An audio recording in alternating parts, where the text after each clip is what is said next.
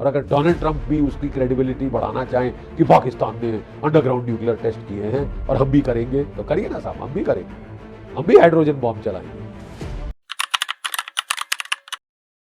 10 मई 2025 को क्या हुआ, क्या किस्सा हुआ उस रात को? देखिए, डोनाल्ड ट्रंप साहब ने अभी एक एडमिशन करी है दुनिया के सामने कि पाकिस्तान, उसका चहेता पाकिस्तान, उसका फेवरेट फील्ड मार्शल का पाकिस्तान, वो अंडरग्राउंड न्यूक्लियर टेस्ट करता रहा है। उसने अंडरग्राउंड न्यूक्लियर टेस्ट किए हैं और वो कह रहे हैं क्योंकि पाकिस्तान ने किया और शायद चीन भी कर रहा है, रूस भी कर रहा है, नॉर्थ कोरिया भी करेगा, मैं भी करूंगा। प्लीज करिए, प्लीज करिए, क्योंकि भारत को भी अपना एक हाइड्रोजन बॉम्ब का टेस्ट बकाया है, हमारा भी टेस्ट बकाया है। But the more important thing is कि क्या आज Donald Trump has let the cat out of the bag? क्या उसने राज खोल दिया है? 10 मई को क्या हुआ? 10 मई 2025 को क्या हुआ? It is worth going over. ठीक है, मैं जरा आपके साथ रिकाउंट करूं। 7 मई को हमने जो है 7 मई को हमने टेरर इंफ्रास्ट्रक्चर हिट किया, 9 टारगेट्स की परखच्चे उड़ा दिए। कुछ नहीं कर सका पाकिस्तान इन टारगेट्स को बचाने के लिए। 5 पीओके, 4 पंजाब में, हार्टलैंड ऑफ पंजाब, कख नहीं कर सका बचाने को। फिर पाकिस्तान ने ड्रोन से काउंटर अटैक शुरू किए। 2 दिन 3 दिन वो हमारी 15 एयरफील्ड्स को हिट करने की कोशिश करता रहा। ठीक है, हमारे एयर डिफेंसेस ने तमाम पाकिस्तानी ड्रोन्स के परखच्चे उड़ा दिए और पूरा हरियाणा, पंजाब, राजस्थान के जो गांव थे लिटर्ड थे इनके डेब्रीज के साथ, ड्रोन्स की डेब्रीज और बाकी इनके जो PL-15 मिसाइल जो हमने इलेक्ट्रॉनिकली जैम कर दिए, इनफेक्टिव होके पड़े हुए थे सारे पंजाब, हरियाणा, राजस्थान के ऊपर, गुजरात के ऊपर। 9 तारीख को, दिस इज इंपॉर्टेंट, 9 तारीख को हमको जो प्रेसिडेंट, वाइस प्रेसिडेंट JD वान साहब है, वो सीधे प्रधानमंत्री जी को रिंग करते हैं कि प्लीज बहुत हो गया, अब आप प्लीज बंद कर दीजिए, ये ऑपरेशन बंद कर दीजिए, पाकिस्तान कुछ बड़ा करने वाला है। मेरा ख्याल, अब एग्जैक्ट वर्डिंग्स तो हमारे पास, किसी के पास टेक्स्ट नहीं है उसका, जो कि उनकी क्या वार्निंग आई थी, लेकिन अंदाज ये है कि वो हिंट कर रहे थे या तो न्यूक्लियर हथियार चला देगा, ही विल गो न्यूक्लियर। लेकिन क्या वो हिंट कर रहे थे कि he will do nuclear testing? Go nuclear मतलब पहला स्टेप है कि मैं न्यूक्लियर टेस्ट करूंगा, मैं टोकन एक्सप्लोजन्स करूंगा ताकि आई वार्न यू ऑफ कि भाई बस अब मैं कुछ भी कर सकता हूं, वगैरह वगैरह वगैरह बकवास। ठीक है, देखिए, जब ये हमको धमकी आई और इनके अटैक बंद नहीं हो रहे थे, तो भारत ने कहा अगर वो करता है, हमको अच्छी तरह पता है उसकी तबीयत हरी कैसे की जाएगी, हम क्या कर सकते हैं। और 10 तारीख की रात को भारतवर्ष ने भीषण हमला किया, 12 पाकिस्तानी एयर बेसिस में से 11 ठोक दिए। सबसे बड़ी हिट थी Noor Khan, deeply buried harden target command and control, जो कि बंकर था पाकिस्तान की एयरफोर्स का, जो कि उनका न्यूक्लियर कमांड पोस्ट भी था, उसको हमने ठोक दिया।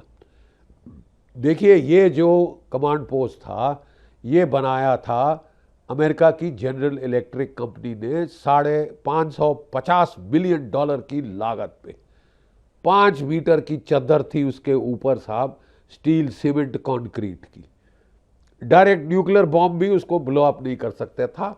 इलेक्ट्रोमैग्नेटिक पल्स प्रोटेक्टेड, इनके सारे कम्युनिकेशंस वर EMP प्रोटेक्टेड।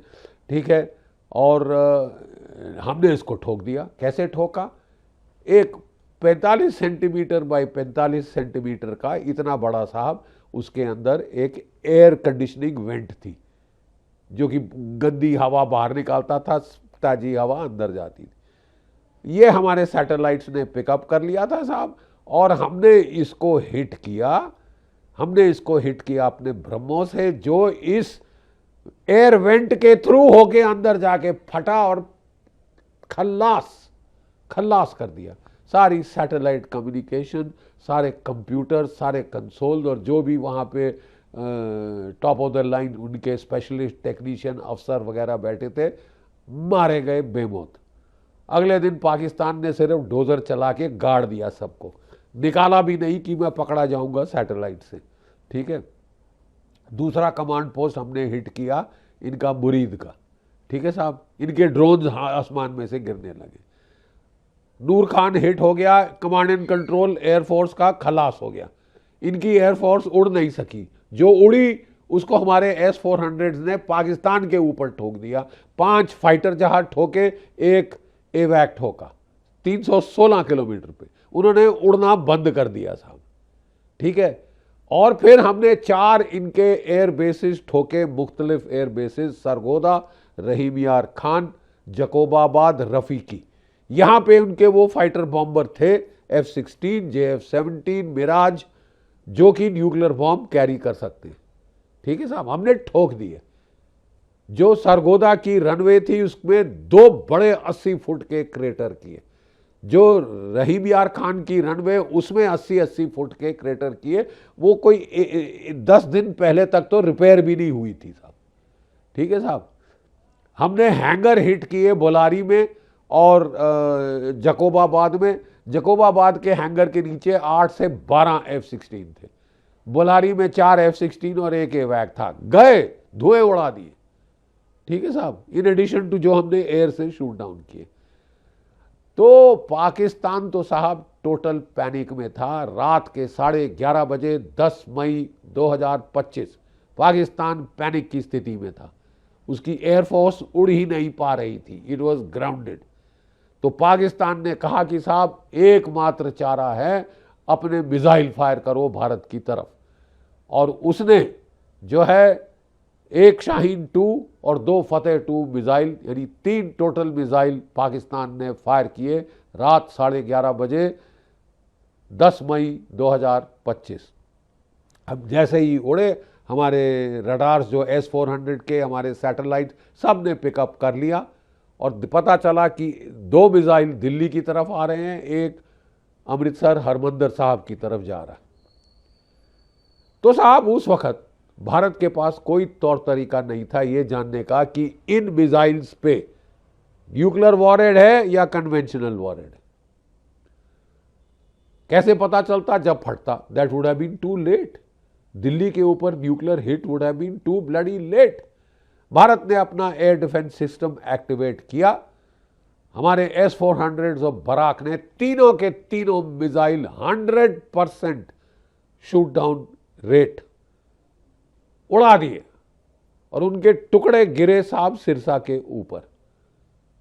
जैसे मीटियर शावर होता है वैसे वो फटते देखे गए सिरसा के ऊपर आसमान में। तीनों मिसाइल ढेर कर दिए, एक टारगेट के नजदीक नहीं पहुंच पाया साहब।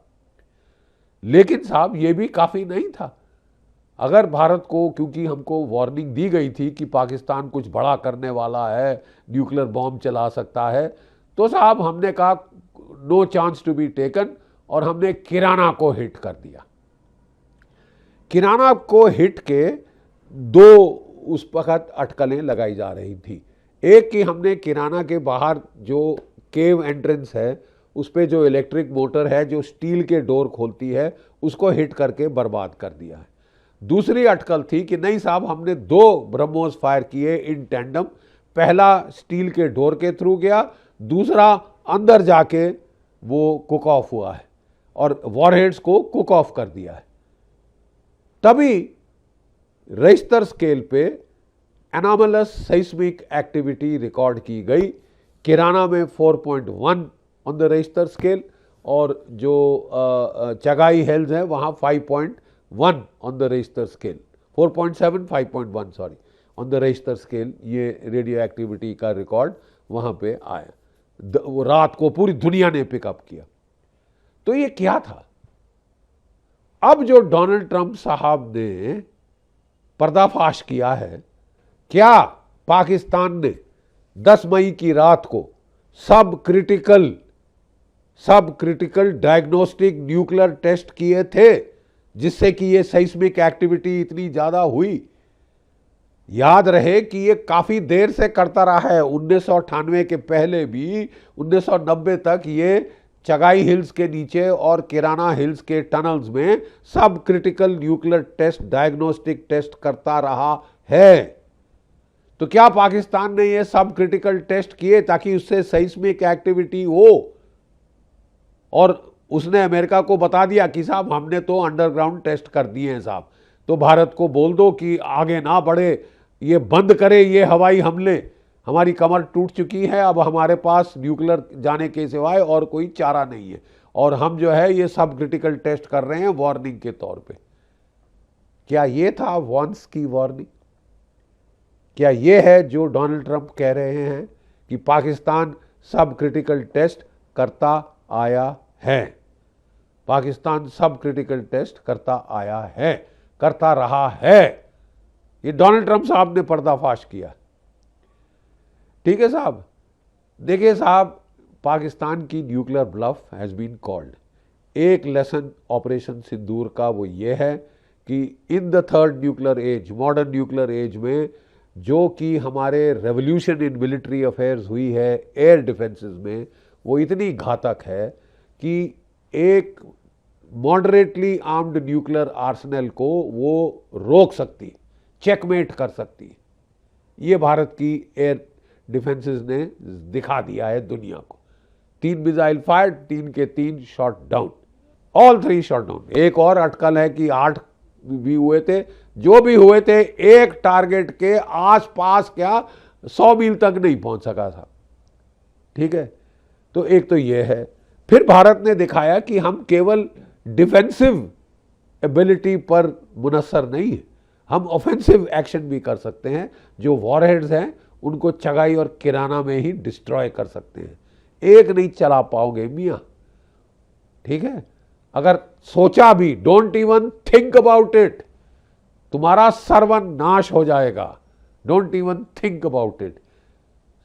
4 साल से तकरीबन चल रही है रशिया यूक्रेन की जंग। 6000 न्यूक्लियर बॉम्ब हैं रूस के पास, क्या एक चला है? धमकी कितनी भी दे दें, गीदड़ भभकियों से अब भारत भी नहीं डरेगा। और हमारे प्रधानमंत्री जी ने साफ कर दिया है कि पाकिस्तान की न्यूक्लियर ब्लफ अब नहीं चलेगी, नहीं चलेगी, क्योंकि हमने आजमा लिया है, भांप लिया है, कितनी एफिकेसी है वो कर दिया है।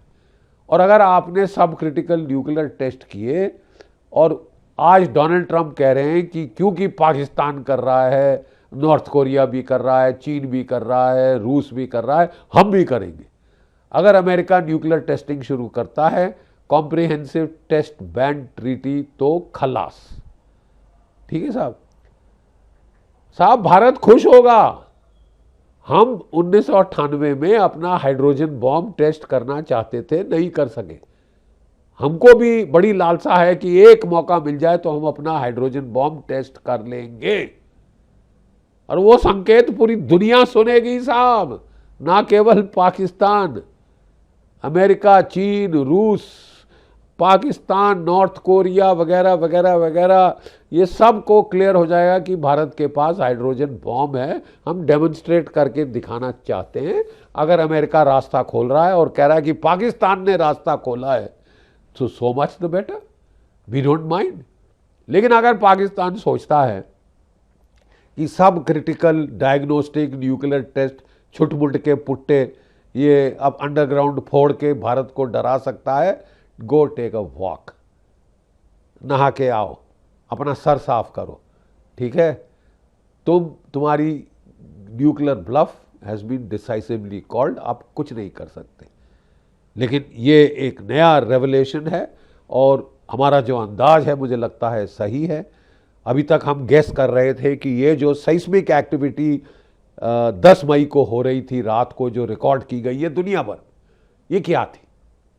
क्या ये कुक ऑफ थे? क्योंकि अगले सुबह उसने radio activity monitoring aircraft Cessna अपनी उड़ा दी ऊपर, जो अमेरिका की है, और फिर IL-76 को बोरन के साथ टैंप करने की कोशिश करी। तो क्या ये पाकिस्तान के सब क्रिटिकल न्यूक्लियर टेस्ट है जो उसने हमको डराने की उम्मीद से किए थे? गो जाके सिर धो के आओ, मुंह धो के आओ और फिर बात करो। आपका न्यूक्लियर थ्रेट खलास हो चुका है, पाकिस्तान का न्यूक्लियर थ्रेट खलास हो चुका है। और अगर डोनाल्ड ट्रंप भी उसकी क्रेडिबिलिटी बढ़ाना चाहें कि पाकिस्तान ने अंडरग्राउंड न्यूक्लियर टेस्ट किए हैं और हम भी करेंगे, तो करिए ना साहब, हम भी करेंगे, हम भी हाइड्रोजन बॉम्ब चलाएंगे। फिर देखेंगे आपके पास क्या मॉरल राइट है औरों को रोकने का, जब आप दुनिया की हवा प्रदूषण कर रहे हैं रेडियो एक्टिविटी कंटेमिनेशन से। ठीक है, आप करिए, बाकी लोग भी करेंगे। आप रास्ता खोल रहे हैं ये पागलपने से पूरी दुनिया के लिए। एवरीबडी थॉट न्यूक्लियर जीनी बॉटल में वापस डाल दिया गया है, आप फिर निकालना चाहते हैं, सो बी इट। चलाने की हिम्मत ना पाकिस्तान की है, ना अमेरिका की है, ना रूस की, ना चीन की, ना किसी और देश की, क्योंकि वो सर्वनाश है उसके बाद और कुछ नहीं है। और कोई willingly rational state actors suicide नहीं करते। जय भारत, जय हिंद।